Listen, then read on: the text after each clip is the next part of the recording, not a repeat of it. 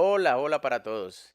Bueno, nos encontramos en un nuevo video donde vamos a empezar a hablar sobre la historia de la tecnología. En el principio hablamos fue diferencia de la tecnología, técnica, ciencia, pero ahora vamos a desglosar esa historia tecnológica. Recuerde que en este primer momento vamos a hablar solamente la parte teórica de la tecnología y vamos a llegar a un momento donde ya vamos a empezar el hacer, la parte práctica. Así que tranquilos, por el momento me interesa que tengan claro todos los conceptos.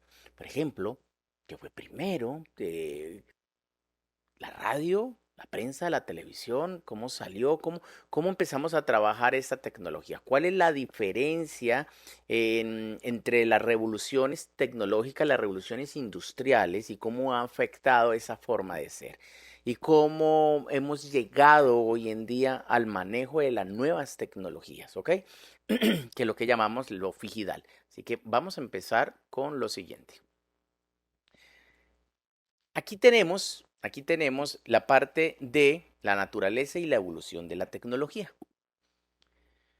Normalmente cuando se piensa en tecnología, pues ya sabemos que la imaginación evoca a imágenes de última innovación, los teléfonos inteligentes, las impresiones 3D, los visores de realidad virtual. Sin embargo, esta visión es muy limitada porque se centra en pequeñas franjas de tiempo.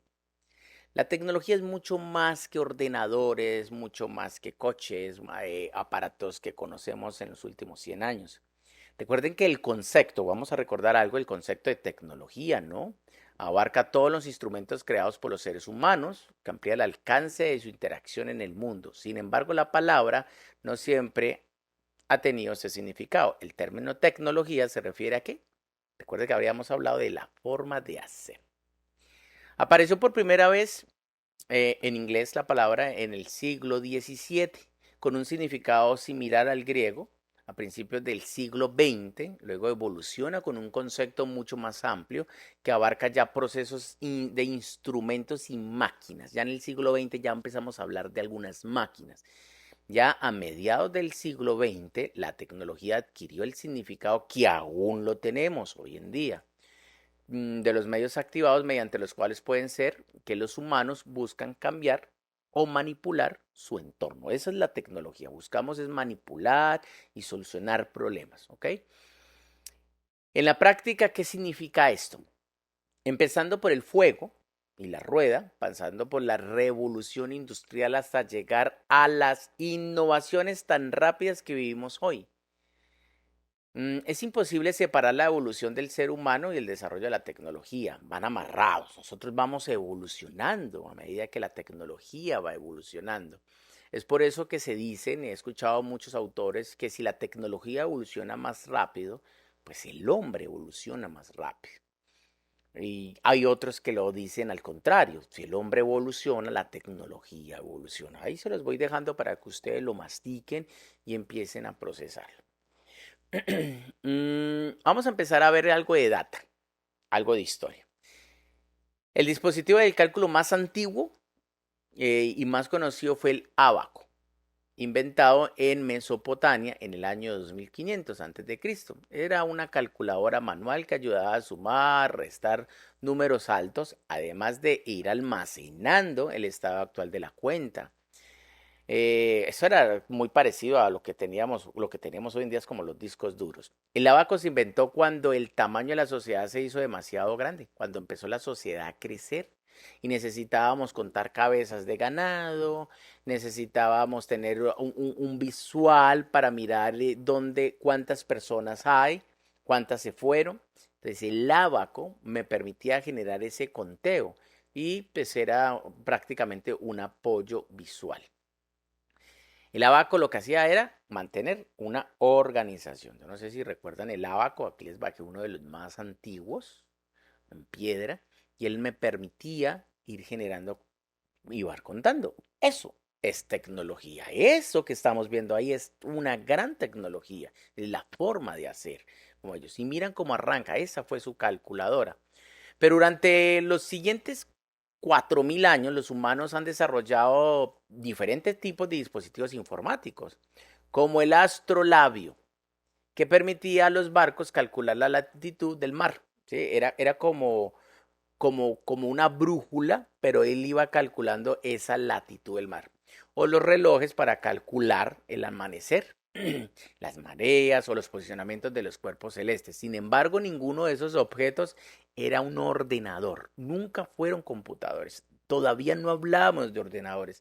El primer uso documentado de la palabra ordenador es de 1613 en un libro de Richard Braithwaite, donde él por primera vez utiliza el término de ordenador, pero no lo utilizaba para referirse a la máquina, sino a una profesión.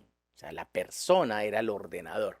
Ya hasta la data de 1800, cuando el término ya comenzó a referirse a dispositivos, un ordenador ya era esa persona que hacía los cálculos, o sea, esa persona que generaba los cálculos, ya él era el ordenador como tal, ¿ok? Este era un astrolabio, mire, este astrolabio era una de las tecnologías más fuertes en ese momento para los navegantes. Entonces, ese era el computador, ese era la máquina, pues, que solucionaba aquellos problemas. Hasta principios de la década de los 70, ya los componentes informáticos eran demasiado costosos para ser realmente útiles y accesibles. Ahí había un problema de accesibilidad. La tecnología siempre tuvo ese problema de accesibilidad. Y era que no estaba a la mano de todo el mundo. Eran muy, muy costosos porque los componentes y los elementos que lo formaban realmente tenían un costo muy alto. Sin embargo, todo cambió con la primera máquina que se llamaba el Altair 8800. Búsquenla. El Altair 8800 fue el primer ordenador personal con éxito comercial.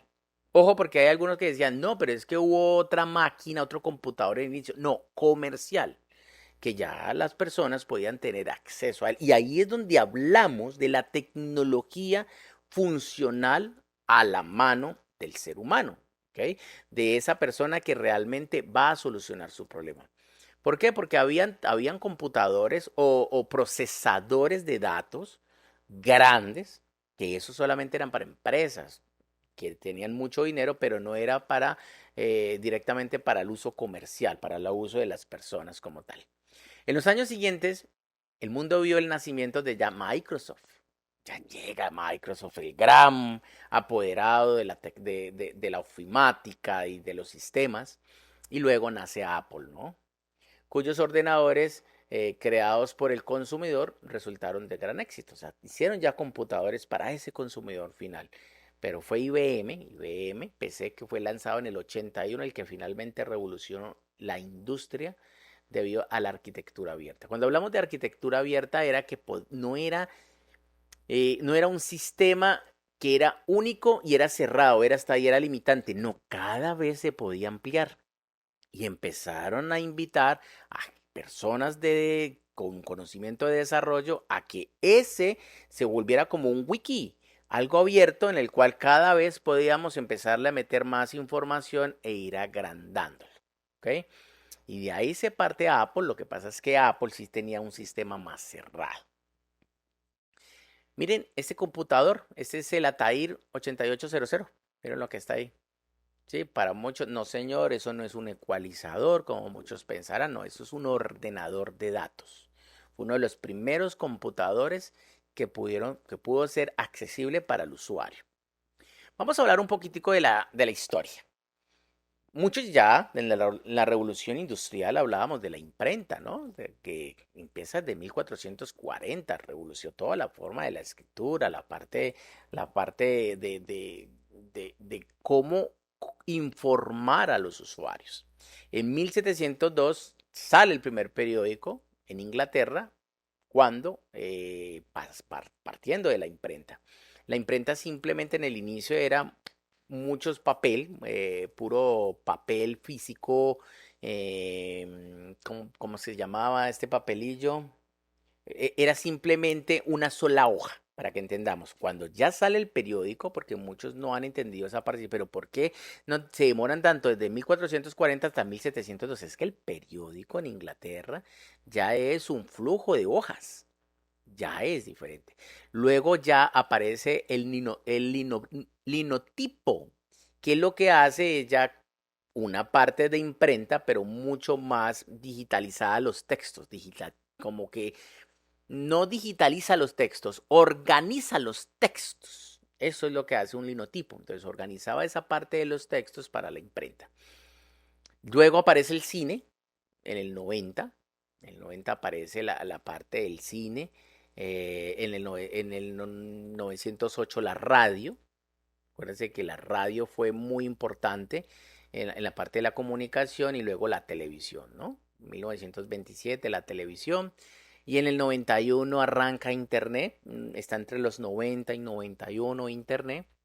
Recuerde que primero arranca Internet, pero en realidad ahí estamos hablando de una web que es como más accesible a todos. No ARPANET, no Milnet, sino Internet como tal. En el 92 pues nace ya la prensa digital, empiezan los blogs, empezamos a hablar ya de una información mucho más cercana al usuario sin ser comunicación. Ya luego a partir del 2002, 2004 empieza a cambiar Internet y empieza a convertirse en Internet 2.0. Cuando hablamos de Internet 1, que era informativa, Internet 2, que es una red mucho más comunicativa, y ya hablamos del 3.0, donde es mucho más colaborativa, ¿no? El Internet 3.0, que ya es colaborativa, y hoy estamos hablando de tecnologías 4.0. Pues ahí empiezan a hacer en el 2004 las redes sociales.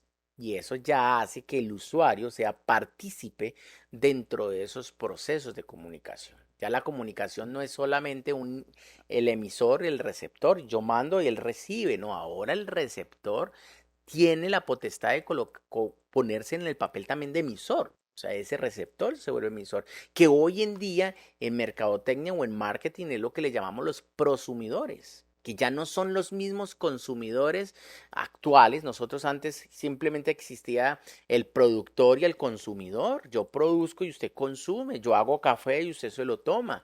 No, ahora hablamos ya de prosumidores, ya que son consumidores que hacen partícipe en la información y en la comunicación. Cuando usted hace una fotografía va a Starbucks y se hace una foto con el vaso, usted es un prosumidor. Cuando usted usa la ropa y lleva su marca, usted es un prosumidor. Cuando usted compra Apple y pega en el carro en todo lado la manzanita y empieza a hablar o siempre compra los estuches que venga la marca, usted es un prosumidor, o sea, es un consumidor 4.0. En el 2012, a partir del 2012 ya estamos hablando de la cuarta generación de las comunicaciones. La cuarta generación de la parte de los celulares, las redes sociales, los móviles. Y empezamos a generar ya objetos inteligentes, casas inteligentes. Estamos hablando de domótica, hablamos de inmótica, que son los edificios inteligentes. Estamos hablando ya de comunicación en la nube, intercomunicación, manejo de datos. Ya la tecnología comienza a evolucionar de una forma diferente. Todos estos cambios introducciones de nuevos conceptos y técnicas que fomentan el trabajo de las empresas proporcionaron un escenario perfecto para las nuevas necesidades de los oficios comerciales. ¿Qué significa eso? Que las empresas utilizan todo este cambio tecnológico en la forma comercial. Y es que para eso necesitamos, las empresas necesitan monetizar. Una industria cuando monetiza hace que su país o su nación crezca. Entonces, lo que estamos buscando es que la tecnología a nosotros nos ayude a generar parte comercial. En esta era, que la llamamos la era del propósito social, ahí quiero dividirlo en cuatro partes, esta era, en la nueva. Vamos a hablar del marketing, del consumo como tal, del mercadotecnia. El marketing 1.0 o el comercio 1.0 era enfocado solamente al producto. No nos interesaba nada más, el producto. Ahí nace las frases del Fordismo, de Henry Ford, el presidente de la Ford. Hay una frase que lo hizo famosísimo a él que decía, una persona me puede pedir el carro que quiera, del color que quiera, siempre y cuando sea negro.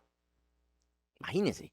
O sea, él es el que indica cómo debe ser el carro. Él saca el producto y le dice a los usuarios, usted debe consumir un producto así. O sea que en el marketing o en el consumo 1.0 solamente se centraba en el producto, mas no se centraba en el usuario.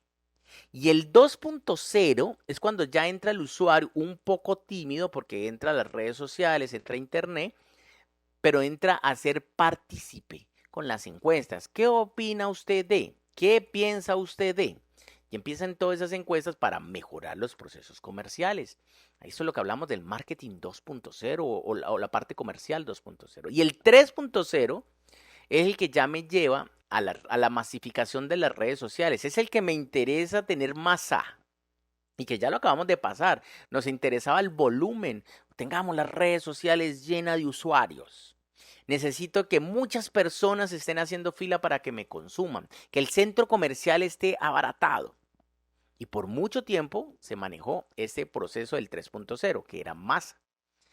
Y luego ya llegó al 4.0, que ese 4.0 cambió el proceso y es que ya no nos interesa la cantidad, sino la calidad. Que gano con tener 200 personas pasando por el centro comercial, pero si no me están comprando. Yo necesito que me lleguen, si me llegan 20 o 30 personas, las 20 o 30 compren. Que gano con tener redes sociales llenas de usuarios si realmente no me están comprando.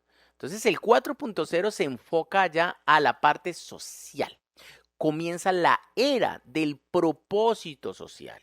La tecnología comienza a ser una adaptación social donde se mezcla, ya empezamos a mezclar lo físico con los entornos digitales, lo que llamamos el digital, donde el principal pilar es el small data. No solamente el Big Data hace parte de la tercera generación, de los datos gigantes, que son muy importantes, pero la idea del Big Data es luego llegar al small data, o sea, al dato pequeño. Cuando el reloj te dice y te indica que ya debes pararte porque tienes que hacer ejercicio, o sea, ya tienes mucho tiempo sedentario. Eso es un small data, es un dato pequeño para ti. Y esta información él la puede mandar, este celular, el reloj lo puede mandar al centro de Apple y le puede decir si esta persona hace deporte, cada cuánto come. Ese small data, ese dato pequeño, me ayuda para tener una comunicación exacta y puntual con el usuario. Hacia allá es donde va evolucionando la tecnología. Esta parte que es importante, que es dentro de esa transformación que estamos viviendo, de esa transformación digital, estamos viendo que ya vamos de lo grande, de las cantidades, a lo pequeño, a lo diminuto. Ya no me interesa las celebridades o las personas que tienen los mega influenciadores, sino que me interesa ahora, las empresas están apostando por los microinfluenciadores. Personas que son más sectorizadas y especializadas en algo. Entonces yo necesito vender computadores, pues yo busco un microinfluenciador que solamente habla de tecnología y que las 200, 500 o 1000 o 2000 personas que lo siguen están interesadas en tecnología. No me interesa que tengan 10,000, 15,000, 20,000, 50,000, que ni siquiera el influenciador sabe cuáles son las personas que lo siguen, quién los están viendo, qué le gusta, qué consumen.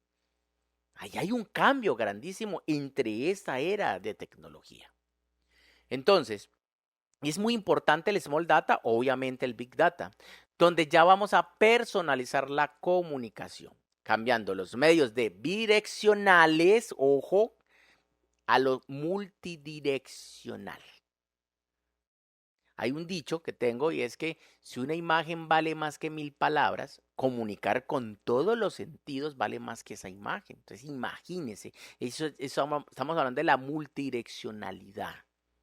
Ahora, los retos de hoy en día se enfocan a entender y dar forma a las nuevas revoluciones tecnológicas, que suponen nada menos que es una transformación de la humanidad.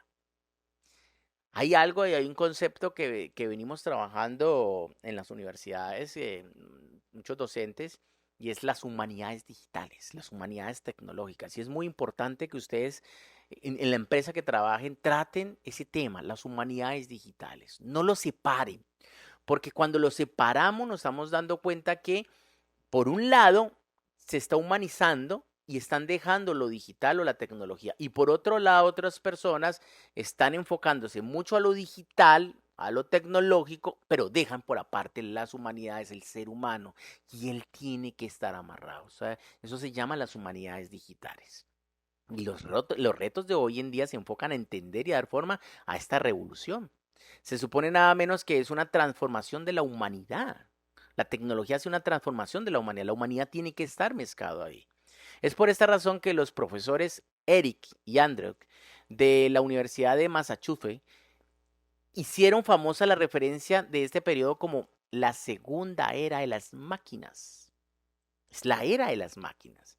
Pero las máquinas no pueden trabajar solas. Las máquinas tienen que estar empoderadas y trabajando por un cerebro humano y no que trabajen independientes. Y ahí empieza el miedo de la tecnología. Hay mucha gente que dice las máquinas van a desplazar la masa obrera.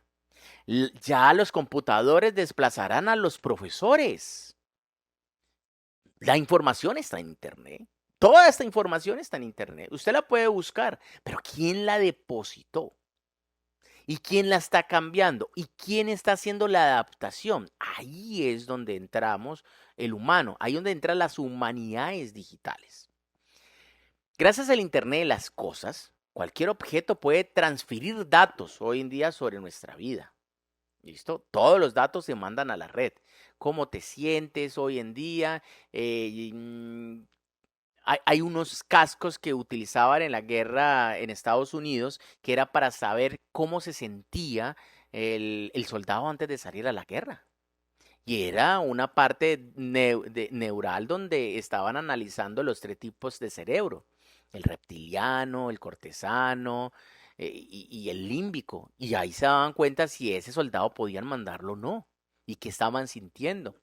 Y eso simplemente transmitía. Ahora, toda esa información que lo utilizaron para la guerra hoy en día se utiliza en el marketing, que se llama neuromarketing y neuroventas. Y uno ya con eso entiende cómo las personas compran, o sea, cuál es la emoción en el momento de comprar. Pero miren que toda esa tecnología se hace en unas adaptaciones. Y eso es lo que nosotros les llamamos la era o sí, la era de las máquinas, la segunda era de las máquinas, porque la primera fue la primera revolución industrial. Entonces, este Internet de las cosas, cualquier objeto transfiere datos. Un teléfono inteligente, ya se empieza a aplicar la parte de la inteligencia a los hogares. Busquen, domótica.